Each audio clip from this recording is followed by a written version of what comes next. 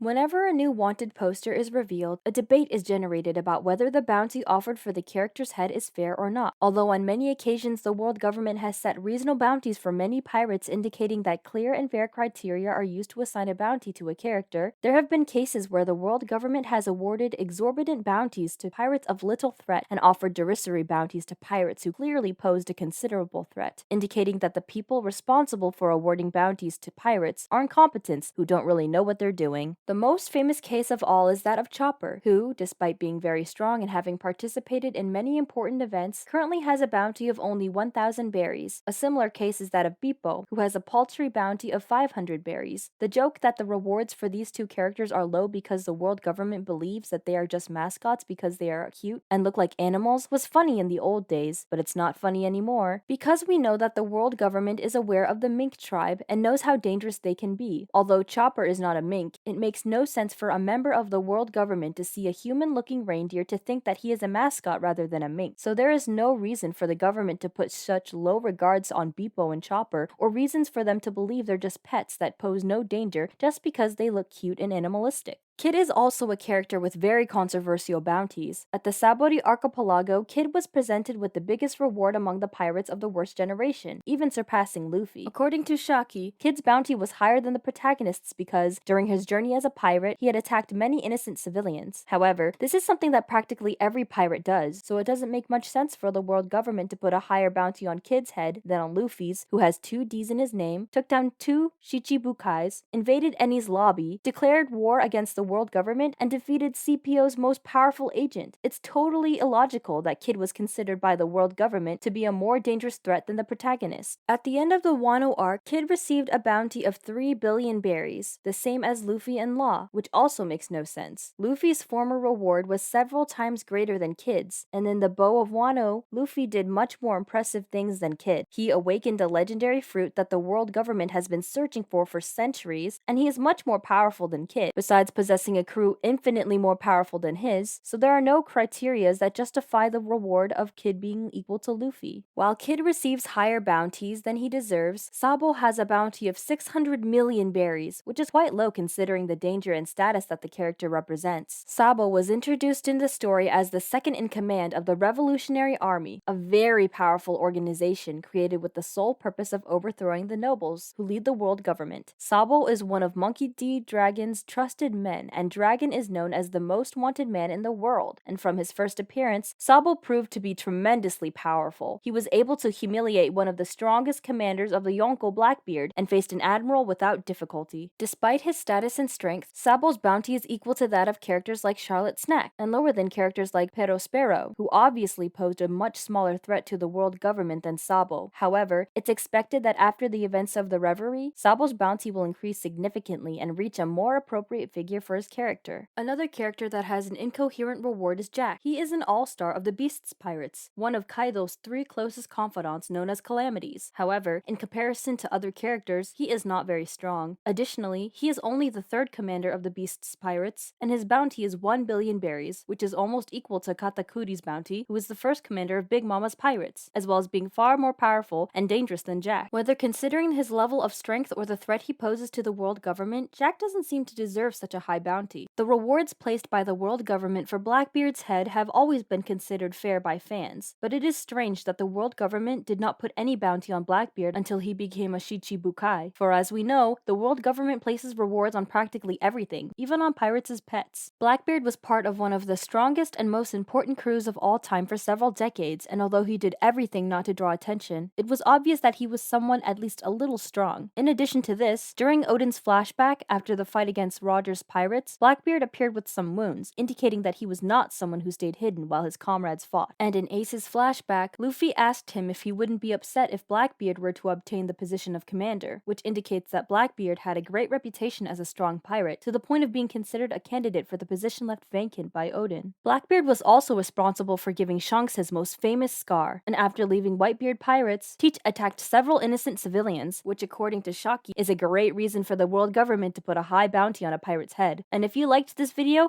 subscribe to the channel and turn on notifications so you don't miss any new content posted here, and see you soon.